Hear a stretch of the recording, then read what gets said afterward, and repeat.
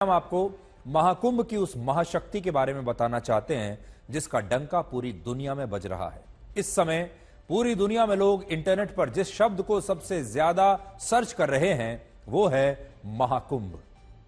Google trends के मुताबिक इस साल के पहले 15 दिनों में पूरी दुनिया में महाकुंभ, कुंभ और प्रयागराज जैसे शब्दों को सबसे ज्यादा सर्च किया गया है। इनमें भी मुस्लिम बाहुल देशों के लोग गूगल पर महाकुंभ को सबसे ज्यादा सर्च कर रहे हैं। यानी इस दुनिया में जो मुस्लिम देश है, इस्लाम को मानने वाले देश हैं, वहां सबसे ज्यादा सर्च हो रहा है महाकुंभ। और इन देशों में पाकिस्तान, बहरीन, बांग्लादेश, कतर और यूएई जैसे देश प्रमुख हैं।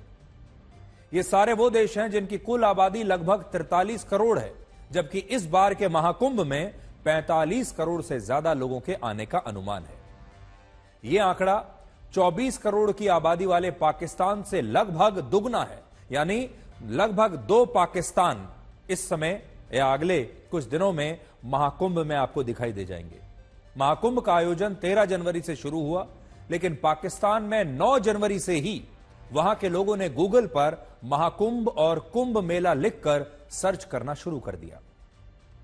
आज शाम 5 बजे भी पाकिस्तान के गूगल ट्रेंड्स में महाकुंभ सबसे ऊपर था, जबकि पाकिस्तान की 96% आबादी मुस्लिम आबादी है। किसी जमाने में अविभाजित भारत का हिस्सा रहे पाकिस्तान के मुसलमान महाकुंभ की भीड़ को देखकर आज बड़े हैरान हो रहे हैं। और यह हैरानी सिर्फ पाकिस्तान तक सीमित नहीं है। जिस कतर में 65% मुसलमान रहते हैं, बहरीन में 74%, यूएई में 77%, बांग्लादेश में 91% मुसलमान रहते हैं, उन इस्लामिक देशों के गूगल ट्रेंड्स में महाकुंभ और कुंभ मेले को सबसे ज्यादा सर्च किया जा रहा है। दुनिया में लगभग सभी धर्मों के लोग महाकुंभ के बारे में ज्यादा से ज्यादा जानकारी चाहते हैं और इसके लिए वो लगातार इंटरनेट पर महाकुंभ को सर्च कर रहे हैं। इसकी तस्वीरें देख रहे हैं, वीडियोस देख रहे हैं और महाकुंभ के जो वीडियोस पूरी दुनिया को देखने को मिल रहे हैं उसमें दुनिया भर के लोग इस तरह के वीडियोस को देखकर हैरान हो रहे हैं कि भारत में इतना बड़ा आयोजन, ऐसी तस्वीरें तो इससे पहले दुनिया के लोगों ने कभी देखी ही नहीं थी। 6 अक्टूबर 2024 को उत्तर प्रदेश के मुख्यमंत्री योगी आदित्यनाथ ने महाकुंभ को लेकर एक नई वेबसाइट लॉन्च की थी जिसका नाम है महाकुंभ मेला 2025। इस वेबसाइट को भी दुनिया में 183 देशों के 6,206 शहरों में बैठे 33 लाख लोगों ने इंटरनेट पर खोलकर देखा है। और इससे आप ये समझ सकते हैं कि कैसे पूरी दुनिया के लोग एक तरह से महाकुंभ के इस आयोजन में अपने अपने देशों से ही बैठे बैठे वर्चुअली शामिल हो रहे हैं। और दुनिया भर के लोग कौतूहल में हैं, हैरानी में हैं और वो जानना चाहते हैं कि महाकुंभ का ये रहस्य क्या है, यहां पर जाने से क्या होता है, करोड़ों लोग यहां पर क्यों पहुंच रहे हैं। इनमें भी पाकिस्तान के लोग इस समय सिर्फ महाकुंभ की बातें कर रहे हैं और वहां मीडिया से लेकर आम जनता के बीच महाकुंभ का आयोजन एक चर्चा का विषय बना हुआ है। पाकिस्तान के लोग इंटरनेट पर यह भी सर्च कर रहे हैं कि महाकुंभ से भारत की अर्थव्यवस्था को कितना फायदा होगा और महाकुंभ में इस बार कितने लोग आ रहे हैं। यह सवाल इसलिए भी ज्यादा सर्च हो रहा है क्योंकि पाकिस्तान पूरे साल में 2,30,000 करोड़ रुपए का निर्यात करता है। 2,30,000 करोड़ रुपए का कुल निर्यात करता है पाकिस्तान पूरे साल में, जबकि भारत को इस बार के महाकुंभ से ही सिर्फ 45 दिनों में 2.5 लाख करोड़ रुपए का व्यापार होने की उम्मीद है। पाकिस्तान का सोशल मीडिया, वहां का मेन स्ट्रीम मीडिया, बड़े बड़े अखबार महाकुंभ की खबरों से भरे हुए हैं और पाकिस्तान के बहुत सारे मुसलमान ये कह रहे हैं कि वो महाकुंभ जैसा आयोजन अपने जीवन में पहली बार देख रहे हैं। तो अब देखिए, पाकिस्तान तो एक इस्लामिक देश है, लेकिन वहां के लोग भी हैरान हो रहे हैं महाकुंभ को देखकर, महाकुंभ की तस्वीरें, वीडियोस को देखकर। महाकुंभ की जो स्केलिंग है, यानी करोड़ों लोग, लगभग 45 करोड़ लोग यहां पर आने की उम्मीद है। कितना बड़ा व्यापार यहां से हो रहा है, यह सब पाकिस्तान के लोगों ने कभी देखा ही नहीं था। 24 करोड़ की आबादी वाले पाकिस्तान में 1.2% यानी लगभग 50 लाख हिंदू भी रहते हैं और आज ये सभी हिंदू बड़े निराश हैं और बड़े दुखी हैं कि ये भारत में हो रहे इस महाकुंभ के आयोजन में हिस्सा लेने के लिए यहां भारत में नहीं आ पा रहे हैं। तो पाकिस्तान के जो लोग हैं वो तो देख ही रहे हैं, लेकिन पाकिस्तान में बैठे हुए जो हिंदू हैं, जो बड़े मजबूर हैं, जिन्हें बात बात पर वहां पर सताया जाता है, जिनके पास कोई आजादी नहीं है, वो हिंदू भी थोड़े से निराश हैं, दुखी हैं, लेकिन वो भी सिर्फ इंटरनेट पर वीडियोस देखकर काम चला रहे हैं, जबकि उनकी दिली इच्छा ये थी कि वो महाकुंभ में यहां आकर स्नान कर सकें, पवित्र स्नान कर सकें। महाकुंभ में हिंदू श्रद्धालुओं की भीड़ देखकर हैरान हो रही है। तब हमारे ही देश के कुछ लोग इस बात को लेकर शक जता रहे हैं कि इस आयोजन के पहले 2 दिनों में 5 करोड़ लोग कैसे महाकुंभ में पवित्र स्नान कर सकते हैं। उन्हें इन आंकड़ों पर ही शक हो रहा है। हमारे ही देश के, अपने देश के लोग ये पूछ रहे हैं कि सरकार महाकुंभ में आने वाले हिंदू श्रद्धालुओं की गिनती कैसे कर रही है, और उन्हें शक है कि सरकार जो जानकारी दे रही है शायद वो गलत और भ्रामक हो सकती है। वो कहते हैं कि 5 करोड़ लोगों ने स्नान कर लिया, आपको कैसे पता चला? हमें जरा सबूत दिखाइए कि 5 करोड़ लोग स्नान करके चले गए।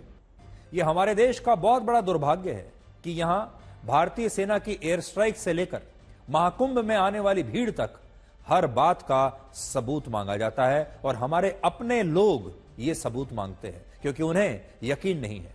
और आज भी कुछ मुट्ठी भर लोग ऐसे हैं हमारे देश में जिन्हें महाकुंभ की इन तस्वीरों पर विश्वास नहीं हो रहा, उन्हें इन तस्वीरों पर गर्व नहीं हो रहा। आज ऐसे तमाम लोगों को हम बताना चाहते हैं कि सरकार ने महाकुंभ में आने वाले लोगों की गिनती करने के लिए एक विशेष टीम बनाई है, और इस टीम का नाम है क्राउड असेसमेंट टीम।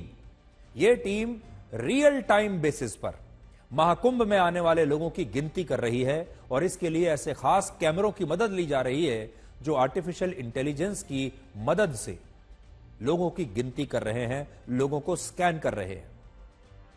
ये कैमरे महाकुंभ में आने वाले लोगों के चेहरों को स्कैन करते हैं और वहां मौजूद भीड़ के हिसाब से यह अनुमान लगाते हैं कि कितने घंटे में कितने लाख लोग महाकुंभ के मेला क्षेत्र में आए हैं। इस समय महाकुंभ के पूरे मेला क्षेत्र में ऐसे 1800 कैमरे लगे हुए हैं। इसके अलावा यही टीम लोगों की गिनती करने के लिए ड्रोन्स की मदद ले रही है, जिनसे एक निश्चित क्षेत्र में भीड़ के घनत्व को मापा जाता है और यह पता लगाया जाता है कि एक दिन में कितने लोग महाकुंभ के आयोजन में शामिल हो रहे हैं, कितने लोगों ने पवित्र स्नान किया है। और जिन लोगों को इस भीड़ पर या सरकार के इन आंकड़ों पर शक है, वो हमारी इस ग्राउंड रिपोर्ट को आज ध्यान से देख सकते हैं। आज उन्हें ये भीड़ देखनी चाहिए, ये तस्वीरें देखनी चाहिए और अंदाजा लगाना चाहिए कि इस भीड़ में उन्हें कितने लोग दिखाई दे रहे हैं।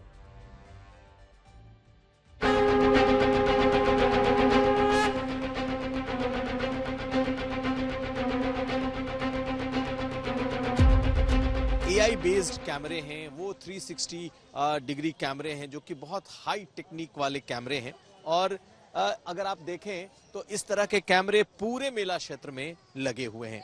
1100 फिक्स्ड कैमरे हैं जो कि आपको दिखाई देंगे, जबकि 360 कैमरे जो कि बहुत ही हाई क्वालिटी कैमरे माने जाते हैं, ये तकरीबन 744 पूरे मेला क्षेत्र में लगे हैं।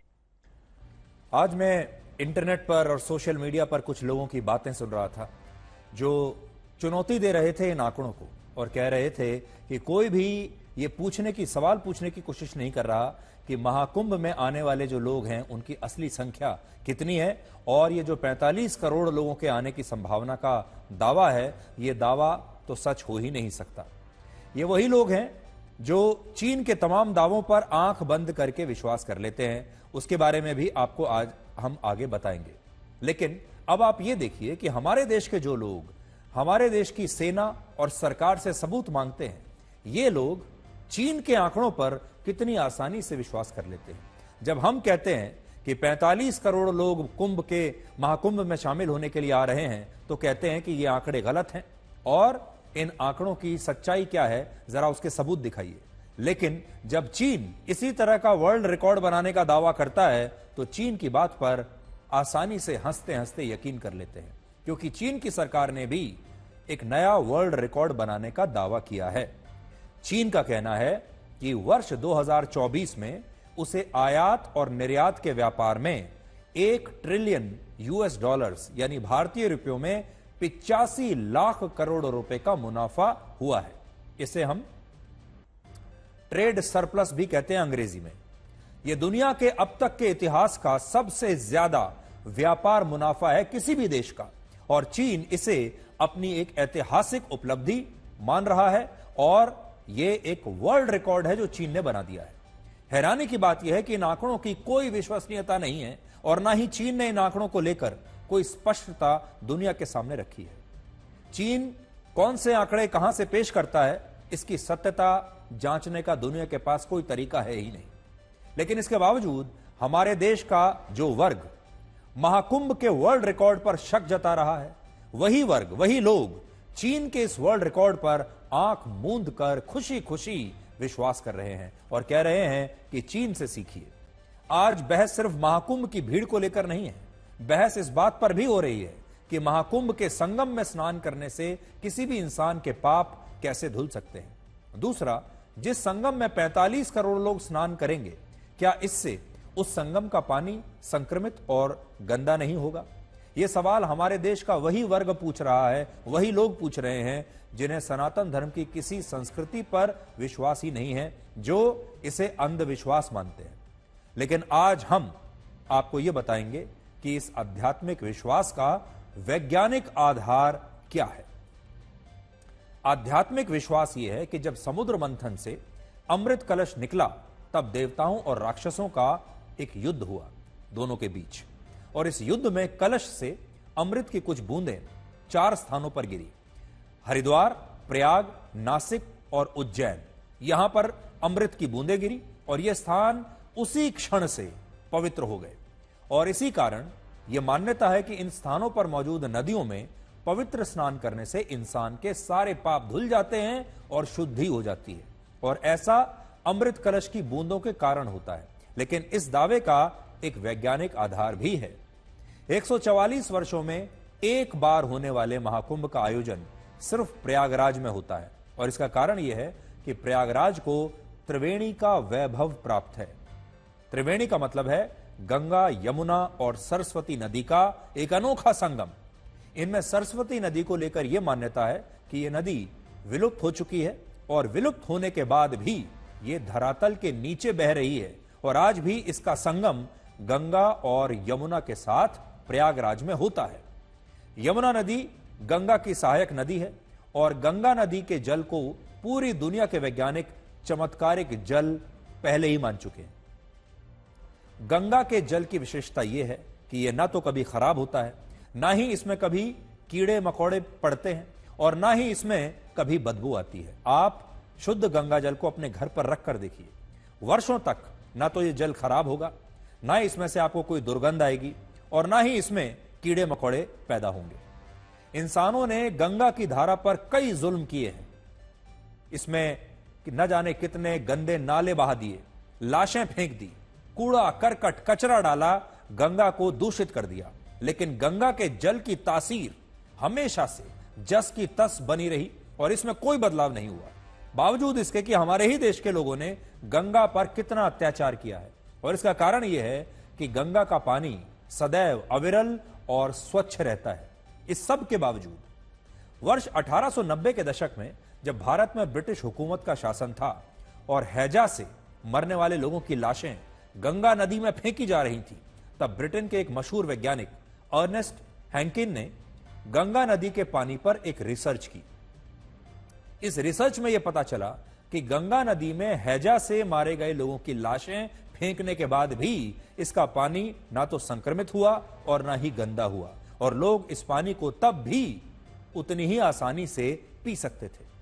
ऐसा इसलिए हुआ क्योंकि गंगा के पानी में ऐसे वायरस है जो बैक्टीरिया में प्रवेश करके उन्हें नष्ट कर सकते हैं, और यही निंजा वायरस गंगा जल की शुद्धता को बनाए रखते हैं, और इसमें स्नान करने को वैज्ञानिक आधार पर भी पवित्र माना जाता है।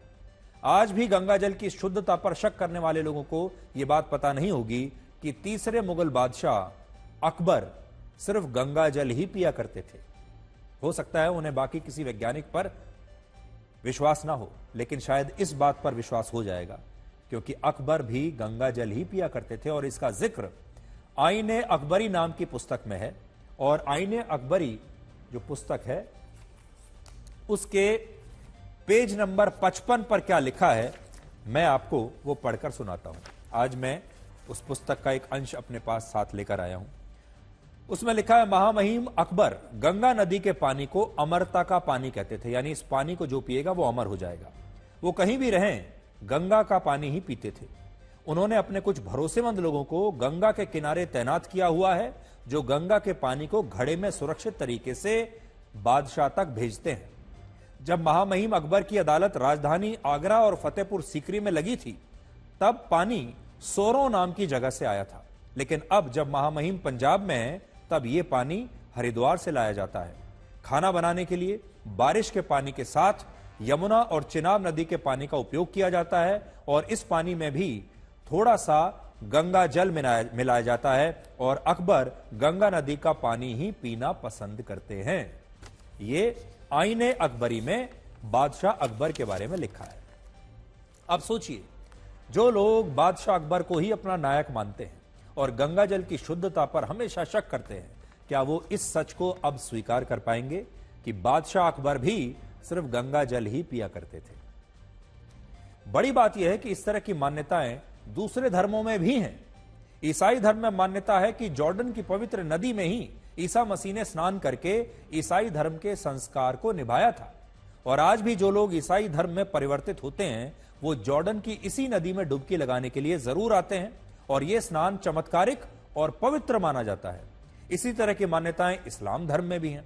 इस्लाम में ऐसी 4 नदियों का उल्लेख है जिन्हें लेकर यह मान्यता है कि ये नदियां सीधे जन्नत से इस दुनिया में आ रही हैं और हम इन सभी मान्यताओं का पूरा सम्मान करते हैं।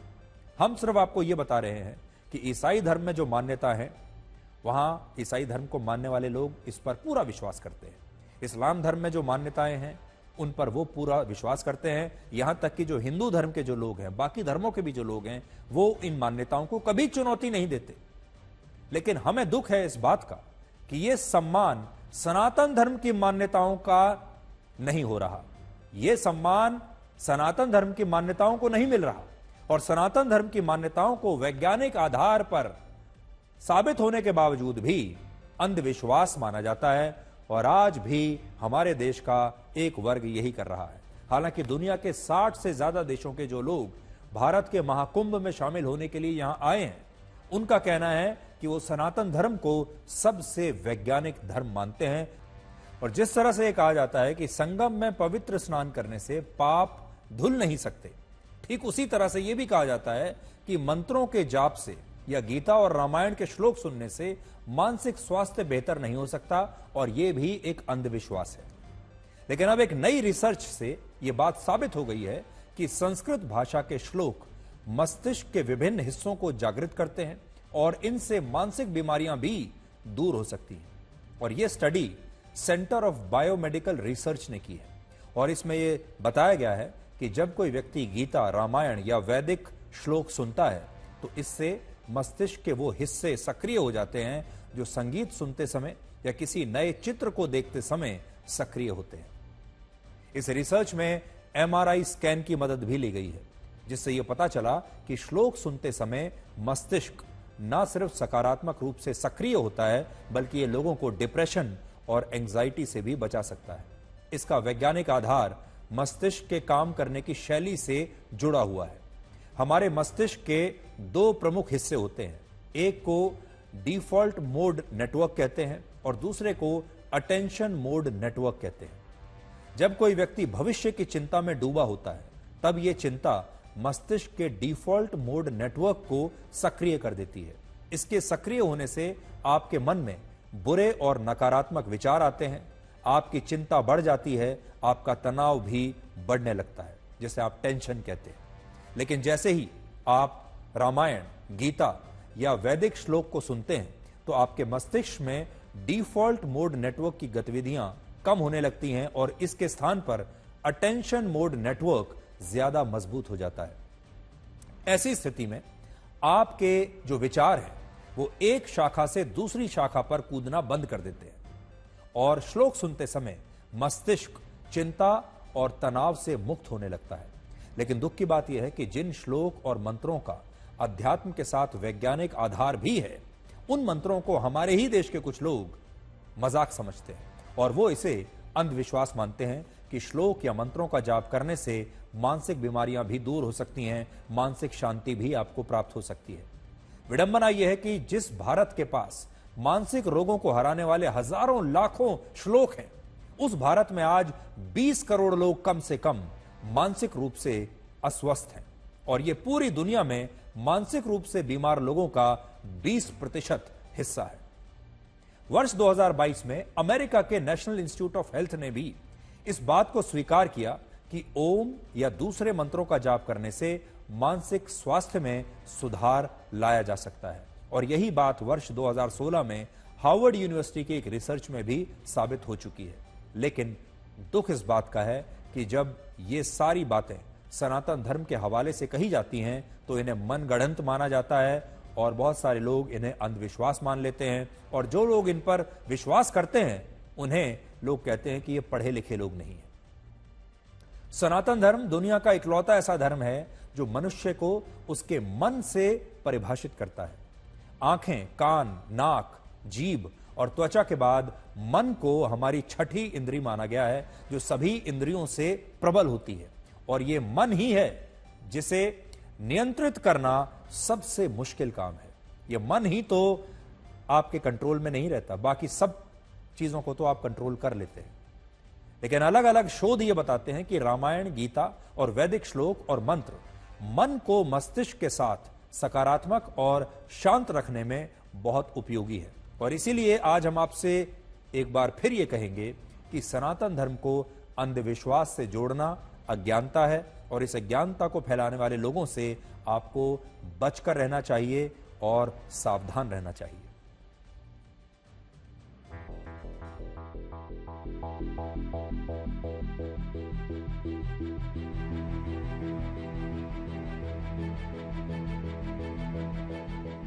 वैज्ञानिकों ने यह पाया है कि जो श्लोक है उसकी उच्चारण से जो क्षमता है मस्तिष्क की वो बढ़ती है। कार्य क्षमता कैसे, हम आपको कैमरे पर दिखाएंगे और उनसे बात भी कराएंगे उन साइंटिस्ट से कि आखिर ये कैसे होता है, क्योंकि जो वैदिक काल से कहा जाता रहा है साइंटिफिकली वो कैसे प्रूफ होता है, साबित होता है। जो व्यक्ति जो संस्कृत के विज्ञानी श्लोक को सुन रहे थे उनके जो जिन जिन हिस्सों में मस्तिष्क में सक्रिय हुआ वो ये हिस्से हैं जिसको हम लोग मुख्य रूप से 4 हिस्से में सक्रियता देखी गई, जिसमें कॉर्डेट देखा गया, ऑक्सीपिटल का एरिया देखा गया, फ्रंटल का एरिया देखा गया और पैराइटल एरिया, जिसपे मुख्य रूप से उस हिस्से में सक्रियता देखी गई। कॉग्निटिव एरिया में इन सारे हिस्सों का बहुत ही महत्व है और ये हिस्से बहुत ही कार्य में सम्मिलित होते हैं। क्योंकि नॉर्मल जो लोग संस्कृत श्लोक नहीं पढ़ते हैं तो उनके ये इससे सक्रिय नहीं होते हैं और जब पढ़ते हैं तभी ये सक्रिय हुए, ये आपको फाइंडिंग में पता चला? जब हमने इसको कंपेयर किया उन ग्रुप के साथ जो संस्कृत नहीं जानते हैं, उनके साथ जब कंपेयर किया तब हमें ये हिस्से मिले हैं।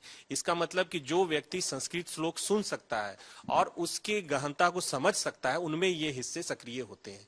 तो संस्कृत सुनने से श्लोक को सुनना और सीखना वो मस्तिष्क के लिए काफी बेहतर है। विदेशों में बहुत चीज आगे निकल के आ रही, डिमेंशिया जिसको बोलते हैं, इसमें भूलने की बीमारी है। तो मैं समझता हूँ संस्कृत के उच्चारण से, संस्कृत के श्लोकों को कहने से, जो क्योंकि हमारा मस्तिष्क और अच्छा हो रहा है और हम देख रहे हैं कि उसकी मेमोरी एनहांस हो रही है, तो हम समझते हैं कि आगे चल के इसके ऊपर भी विचार करेंगे। हम ये भी देखेंगे कि क्या जो लोग जो संस्कृत श्लोकों का उच्चारण कर रहे हैं उनमें आगे चल के जब बुजुर्ग होते हैं या पूरी लाइफ लॉन्ग, क्या उनके अंदर डिमेंशिया ऐसी बीमारियां कम होती हैं।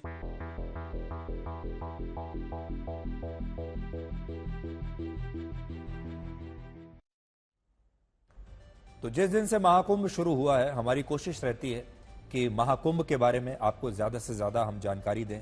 हर रोज आपको महाकुंभ के बारे में नई बातें बताएं। आपको ये अच्छा मौका है कि आप सनातन धर्म के बारे में भी और ज्यादा बेहतर तरीके से जान पाएं और पूरी कोशिश ये है कि आप सब सनातन धर्म की शक्ति को ठीक से पहचान पाएं। और बहुत सारे लोग जिन्हें सनातन धर्म की बात करने में संकोच होता है, लोगों को बताने में संकोच होता है कि वो सनातन धर्म को मानते हैं, उन्हें इस पर संकोच होना बंद हो जाए, इसलिए आपसे कहेंगे कि संकोच को अपने दिल से निकाल दीजिए।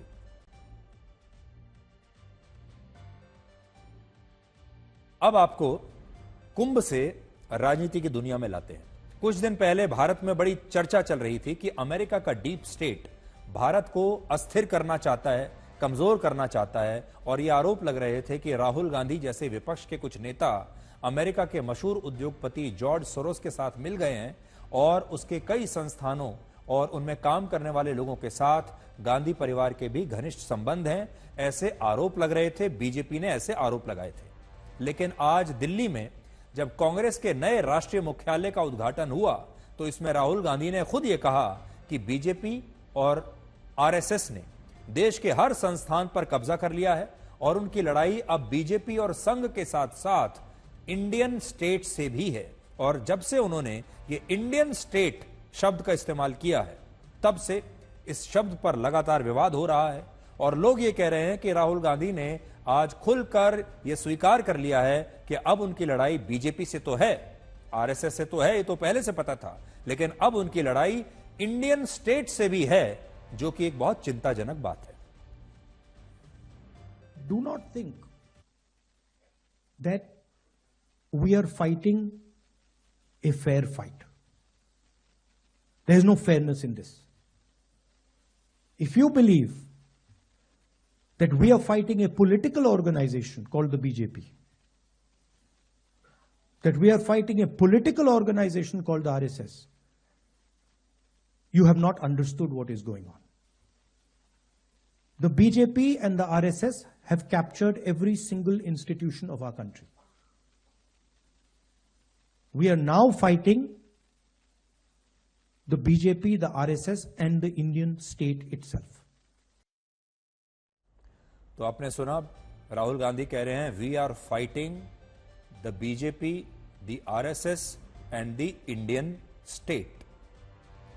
अब बड़ी बात यह है कि राहुल गांधी ने क्या ये बयान, ये जो शब्द उन्होंने इस्तेमाल किया इंडियन स्टेट, क्या वो इस शब्द का मतलब भी समझते हैं या गलती से उनके मुंह से ये शब्द निकल गया? और दूसरी संभावना ये हो सकती है कि वो इस शब्द के बारे में जानते हैं और सब कुछ जानते हुए उन्होंने इस शब्द का प्रयोग किया है क्योंकि वो इसी शब्द का प्रयोग करना चाहते थे। यानी ये गलती है जिसे हम कई बार स्लिप ऑफ टंग भी कह देते हैं, या फिर वो वाकई इंडियन स्टेट ही कहना चाहते थे। हालांकि राहुल गांधी ने इस तरह के जो बयान हैं ये पहली बार नहीं दिए हैं, पहले भी वो इस तरह की बातें करते रहे हैं जिससे उन पर यह आरोप लगते थे कि वो भारत को एक राष्ट्र के तौर पर कमजोर करने की कोशिश कर रहे हैं। इससे पहले आप याद कीजिए, उन्होंने भारत को एक राष्ट्र कहने की बजाय इसे यूनियन ऑफ स्टेट्स बताया था। भारत के लिए जातिगत जनगणना को उन्होंने सबसे बड़ा मुद्दा बनाने की कोशिश की थी। भारत में आरक्षण की 50% सीमा को खत्म करने की बात भी तब उन्होंने कही थी और इससे उन पर यह आरोप लग रहे थे कि वो भारत के समाज को भी तोड़ना चाहते हैं। राहुल गांधी कई बार ऐसी विदेश यात्राओं पर गए जिनके बारे में ज्यादा जानकारियां नहीं थी और उन्होंने भारत में वहां पर जाकर चुनाव की प्रक्रिया, भारत के अलग अलग संस्थान और भारत की न्यायपालिका, कोविड के वैक्सीन, इन सब को लेकर भी विवादित टिप्पणियां की और हर बार अपने विदेश दौरों के समय यह बताने की उन्होंने कोशिश की कि भारत में कुछ भी ठीक नहीं है। वो बार बार ये कहते रहे कि भारत में लोकतंत्र बहुत कमजोर हो चुका है। वो बार बार ये कहते रहे कि भारत में जो चुनाव होता है, चुनाव हमारे देश में बेईमानी से हो रहा है। वो ये आरोप लगाते रहे हैं जो कि अपने आप में भारत की चुनावी व्यवस्था पर एक बहुत बड़ा प्रश्न चिन्ह है। कोविड के दौरान वो भारत सरकार पर न जाने कितने तरह के आरोप लगाते रहे। कोविड की वैक्सीन पर उन्होंने शक जताया और अब उन्होंने खुद यह बात कह दी है कि उनकी लड़ाई बीजेपी और संघ के साथ साथ इंडियन स्टेट से भी है। राहुल गांधी ने आज आरएसएस प्रमुख मोहन भागवत को लेकर भी एक बड़ी टिप्पणी की है। मोहन भागवत ने कहा था कि भारत को सच्ची स्वतंत्रता रामलला की प्राण प्रतिष्ठा के दिन मिली थी, लेकिन अब राहुल गांधी कहते हैं कि अगर मोहन भागवत ने यही बयान किसी और देश में दिया होता या वो किसी और देश में होते तो अब तक गिरफ्तार हो चुके होते। Mohan Bhagwat has the audacity to inform the nation every 2 or 3 days what he thinks about the independent movement, what he thinks about the Constitution. In fact, what he has said yesterday is treason, because it is stating that the Constitution is invalid, it is stating that everything, the fight against the British was invalid, and he has the audacity to say this publicly. In any other country, he would be arrested and tried. That is the fact, right? To say that India did not get independence in 1947 is an insult to every single Indian person. अब जो खबर हम आपको बताने वाले हैं वो आपकी नौकरियों से जुड़ी हैं, आपकी नौकरी के भविष्य से जुड़ी है। आर्टिफिशियल इंटेलिजेंस और दुनिया में तेजी से बदलते हालात, तेजी से बदलती टेक्नोलॉजी आपकी नौकरी के लिए एक बहुत बड़ा खतरा बन गए हैं। जिस तरह से आप हर साल नया मोबाइल फोन लेते हैं, कोई नया गैजेट खरीदते हैं, खुद को लगातार अपग्रेड करते रहते हैं, नई लेटेस्ट टेक्नोलॉजी के आप टीवी खरीद रहे हैं, कार खरीद रहे हैं, मोबाइल फोन खरीद रहे हैं, इलेक्ट्रॉनिक गैजेट्स खरीद रहे हैं, क्या आप अपने आप को भी वैसे ही अपग्रेड कर रहे हैं? ठीक वैसे ही अब आपको अपनी नौकरी बचाने के लिए भी खुद को प्रोफेशनली अपग्रेड करना होगा, वरना आप एक पुरानी गाड़ी की तरह बाजार से बाहर हो जाएंगे। वर्ल्ड इकोनॉमिक फोरम ने नौकरियों को लेकर एक रिपोर्ट जारी की है और इस रिपोर्ट ने दुनिया भर के वर्किंग प्रोफेशनल्स को डरा दिया है। इस रिपोर्ट का नाम है फ्यूचर ऑफ जॉब्स, यानी नौकरियों का भविष्य। यानी नौकरियों का क्या भविष्य है, आपकी नौकरी का क्या भविष्य है, 5 साल के बाद आपकी नौकरी बचेगी या नहीं। इस रिपोर्ट के अनुसार वर्ष 2030 तक, यानी आज से 5 साल के बाद, नौकरियों के लिए जरूरी 39% स्किल्स आउटडेटेड यानी पुराने हो जाएंगे। यानी अगर आज किसी खास कौशल या स्किल की वजह से आपको कोई नौकरी मिली है तो यह मुमकिन है कि अगले 5 साल में आपकी यह स्किल या किसी खास क्षेत्र में आपकी डिग्री या डिप्लोमा आपके किसी काम के नहीं रहेंगे, क्योंकि दुनिया उससे बहुत आगे निकल चुकी होगी। और इसी वजह से वर्ष 2030 तक आज की 22% नौकरियां पूरी तरह से समाप्त हो चुकी होंगी।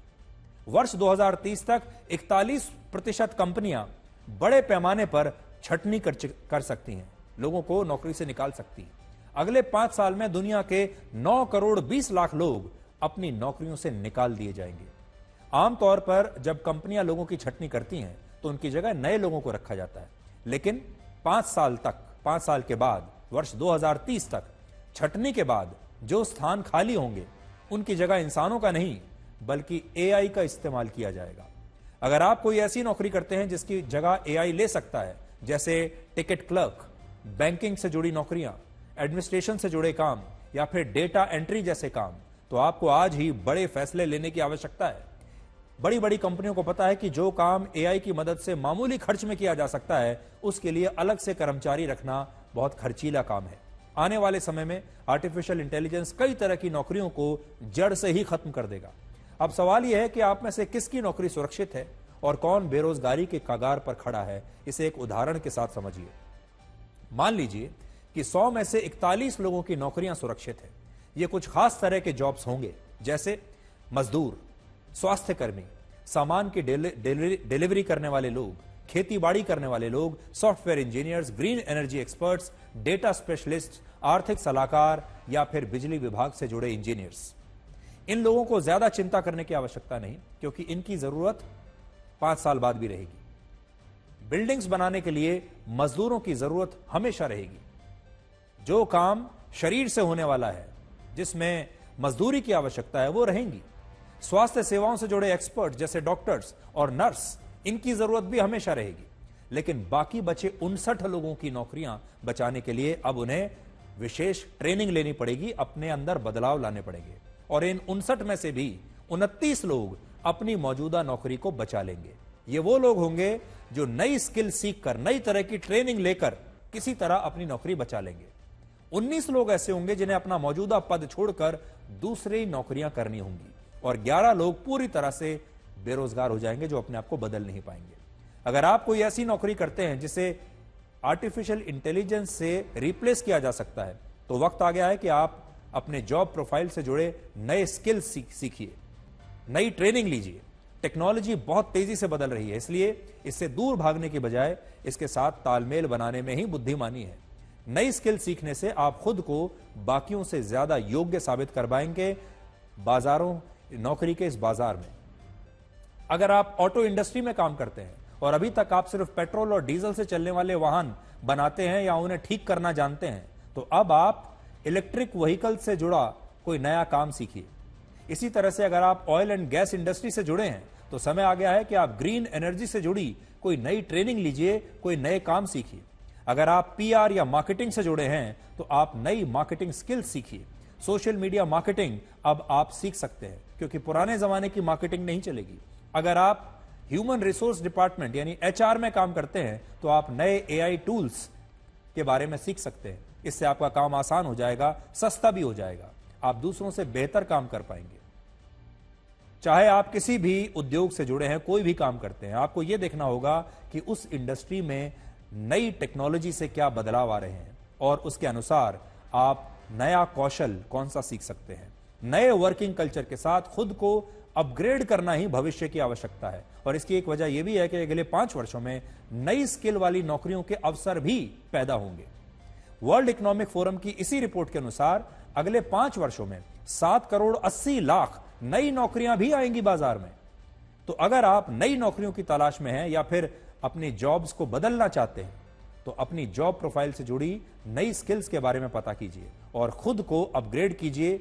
जिस प्रकार से मोबाइल फोन हर महीने के बाद अपने ऑपरेटिंग सिस्टम को अपग्रेड करते हैं, जैसे हर साल 2 साल के बाद आपकी गाड़ी का नया मॉडल आ जाता है, वैसे ही आपका भी एक नया मॉडल अब बाजार में आपको लाना पड़ेगा।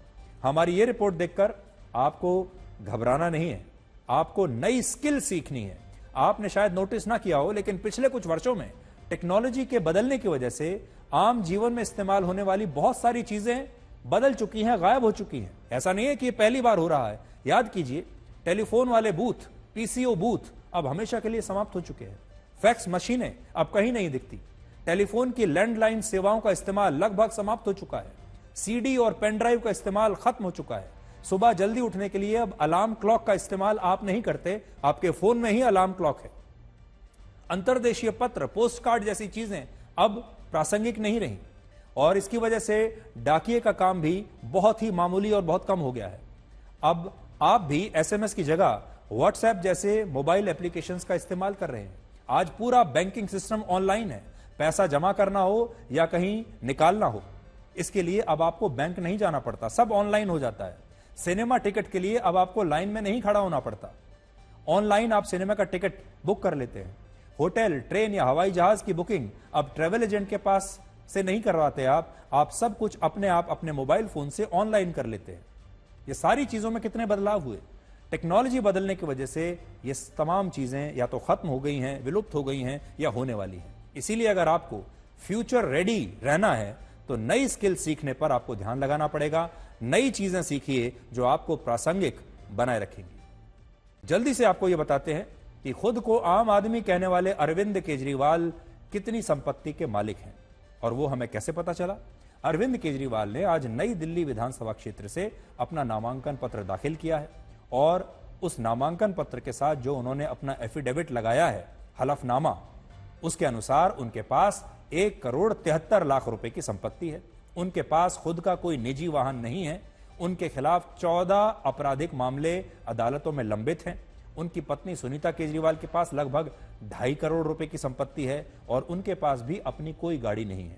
इसके अलावा अरविंद केजरीवाल के पास सिर्फ 3 लाख रुपए का कैश, सोना और चांदी है, जबकि उनकी पत्नी सुनीता केजरीवाल के पास 1 करोड़ रुपए का कैश, सोना और चांदी है। तो ये हैं आम आदमी पार्टी के नेता और उनके पास अपनी खुद की कितनी संपत्ति है, वो उसका पूरा ब्यौरा।